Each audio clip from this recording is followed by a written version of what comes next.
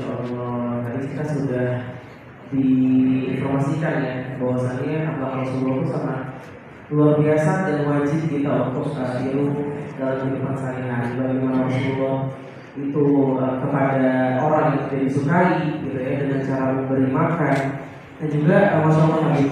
Ini kan tidak hanya remaja, jadi juga ada para jamaah bapak dan juga ibu di sini mungkin penasaran juga bagaimana cara Rasulullah itu mendidik anak-anaknya agar senantiasa terus mewariskan akhlak yang memang dimiliki oleh Rasulullah.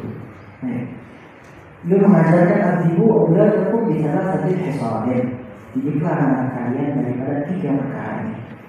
Yang pertama, hubbun nabiyyikum, cinta kepada nabi kalian. Yang kedua, hubbu walidain nabi, mencintai keluarga nabi. Siapapun yang berdekatan dengan nabi kita cintai, sahabat nabi. Sayyidina Rasul juga kepada beliau, Sayyidina Fatimah, Sayyidina Ali, Sayyidina Hasan wal Husain, semua yang sama kepada Rasul kita cintai. Lalu yang ketiga, watilawatil Quran, membaca Al-Quran. Ini kata Nabi Sallallahu Alaihi Wasallam. Cinta kepada Nabi. Gimana caranya ngajarin anak kita untuk cinta sama Nabi? Paling mudahnya daripada dikasih YouTube yang dari atas, lebih baik dari kecil ajarkan tentang sholawat. Karena anak kecil itu memang melihat, dia itu bakal mencontoh apa yang dia lihat.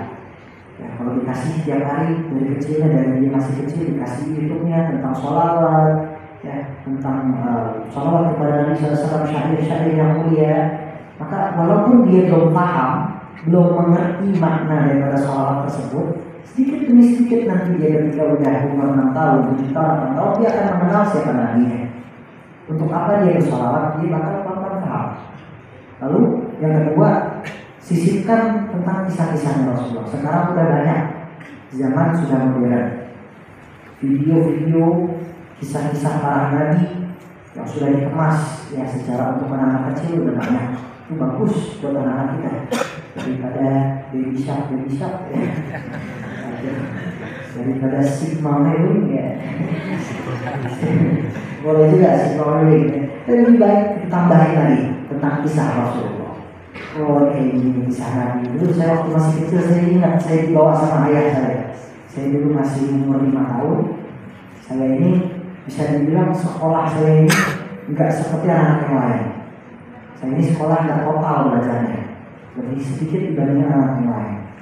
Udah, ayah saya setiap saya di lokasi syuting, saya dikasih satu CD tentang kisah-kisah para nabi. Udah, masukin ketik zaman dulu kan gitu ya, masih zaman CD. Terus saya mau nanya tentang kisah nabi. Oh, mulai paham nih nabi-nabi begini nih, mukjizatnya, apanya, segala macam itu pelan-pelan. Itu saya merasakan sendiri waktu pas kecil.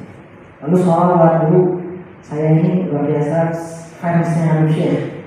Saya dalam dari sekolah, jadi dulu masih senang banget, masih umur 5 tahun dulu ya. Sambil senangnya saya loncat-loncat kalau baca sholawat gitu. Senang banget, walaupun nggak paham, tapi di situ pelan-pelan kalau sebenarnya ternyata yang saya baca ini sholawat kepada Nabi, memuji Nabi Muhammad adalah manusia yang paling mulia. Itu satu, cinta kepada Nabi, ajarkan kepada anak kita tentang cinta kepada Nabi, itu cara paling mudah untuk orang kecil.